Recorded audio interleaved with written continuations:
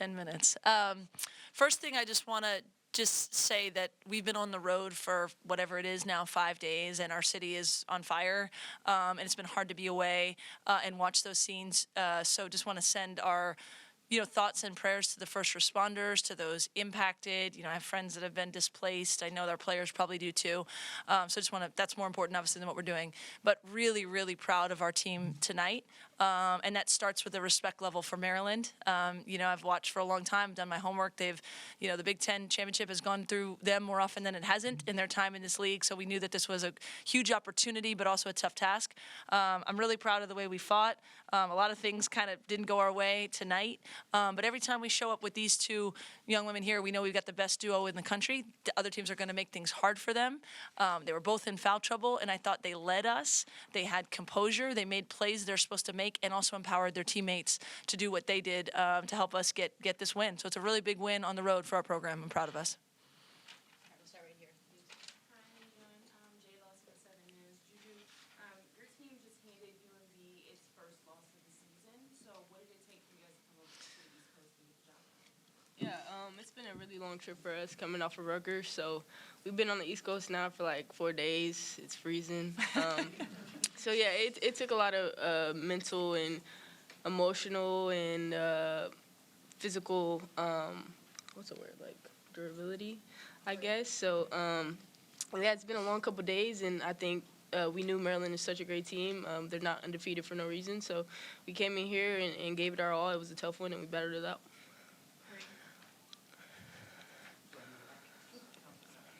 Hey, y'all. Juju, real quick, can you take us through that final stretch? I think you guys were down 68-70, I do believe. You hit the elbow jumper, then you go to the line, and you guys kind of close out on an 11-2 run. You guys have been in, these big games plenty, but how were you guys kind of able to, close it out and come together when you really needed to? Yeah, I think, we just kind of have this unwavering confidence in ourselves. A lot of it comes from the games we've already been through and the tough moments in those big games. So I think that we had a lot of confidence in ourselves and what we work on every day, and it was just a matter of coming together and closing the game out. Thank you. Lauren with the 9450. Judy, this is for you. Near sold-out crowd tonight. People coming out in the snowstorm to essentially see you and UMD. How important are these high-ranked games for the growth of women's basketball, and how do you handle the pressure or responsibility in helping push the game forward? Yeah, it's always a blessing when we're able to play in front of a great crowd like this. So yeah, we never take it for granted, and it's definitely helping move the game forward. And we see that through all the numbers in terms of the viewership and everything like that, attendance. So yeah, I think it lies on all of our shoulders. I don't play alone. Nobody plays alone. So to have a team behind me and have other great players to share the platform with, it's been amazing. Lindsay, can you talk about the impact that Rhea had down the stretch? I mean, with the rebounds, the blocks, a little bit of everything. She's kind of the unsung hero on this team, and for her to have that impact at the end of the game for you guys to close out. Yeah, you said it. She has a magnetism. I think the team believes in her so much.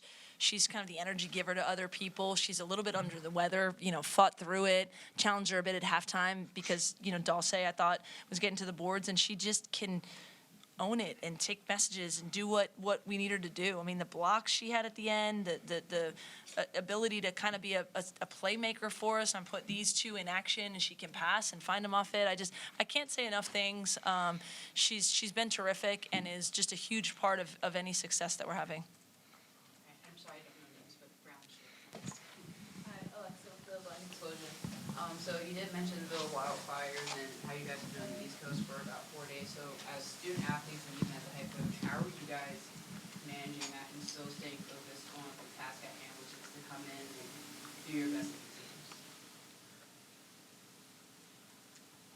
I think, Coach kind of touched on it this morning, and life just goes on, regardless of what's happening. Maryland's not going to play any different because of what we're dealing with at home, so kind of just having that. And then I think we're also just playing with that in the back of our minds and, understanding we want to come here and also make a statement and not just come here for no reason. So I think for us, the main thing today was just getting a dub, and we did that. I got a really nice text from our director of marketing at home saying that your team provided us a good 2 hours of not thinking about kind of what's going on. And I think without really knowing it, that's what this team does, right? We have a perspective that basketball isn't everything, but when these 40 minutes are in front of us, that it's everything to us in that moment. And I think that gives people maybe a sense of being able to take their mind off harder things and have some joy. Go right there.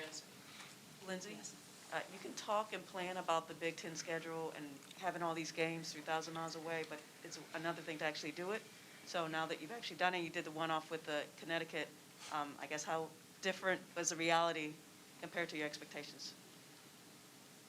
I mean, we're still learning it. I'm learning the rhythm of a new conference in terms of, the Pac-12 was 2 games in a weekend, a Friday, Sunday, and everyone's doing the same thing. And now we're like, wait, who's playing who when? And they played Iowa here, and it's really different for us. And so as coaches, we're trying to process all that and keep things as normalized for the team as possible. So I'm keeping them on a schedule of what it looks like typically.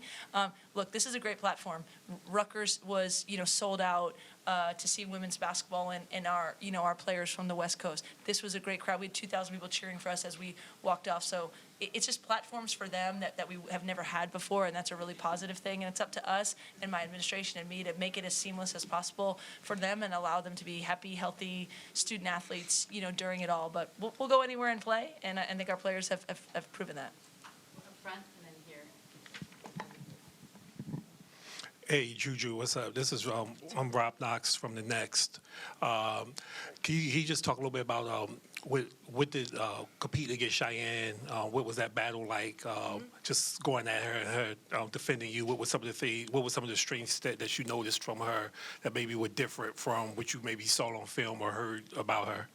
Yeah, I think she's a good player, very versatile. So I think it was a team effort in guarding her, and she had a great night tonight. So yeah.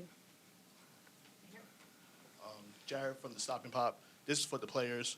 With the rise of women's basketball, do you think the WNBA should get rid of the 4-year rule eventually?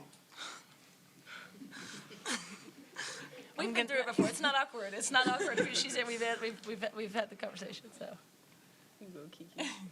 I don't really want to comment. I just thought I'd keep it for 1 year at least. Yeah, I don't know. I think eventually that would be nice to have the option. But I think the league's not necessarily where it needs to be. There needs to be more roster spots, more teams. So it's definitely developing and it's continuing to grow. So I'm having fun in college and I can't wait to get to the pros. So in terms of that, for me personally, I don't see the benefit, but definitely down the line.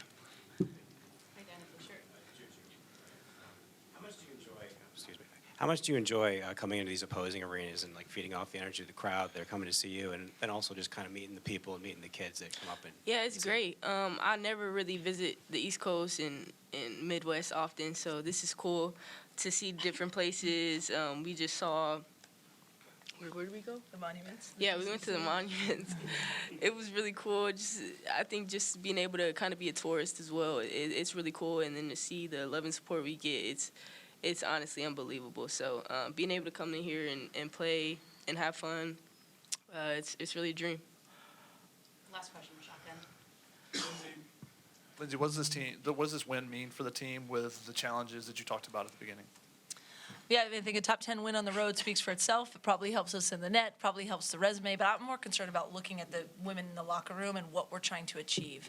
And I think this to win, we talked about, that kind of Mamba mentality quote that's going around, that it's not supposed to be easy. It's supposed to be hard, and if you learn to embrace the hard and do it together, then special things can happen. And then I see that happening more and more. We want to play excellent basketball. We want to play pretty basketball, but it doesn't always happen. And so you got to win, in a lot of different gritty ways. And I think this was a testament to a team effort and finding a way against a really good team on the road, and that's meaningful. And at the same time, understanding that what's going on back home is on our minds, and we're excited to get there and just be part of our community and help however we can. Thank you, everyone. Thank you. Thank you.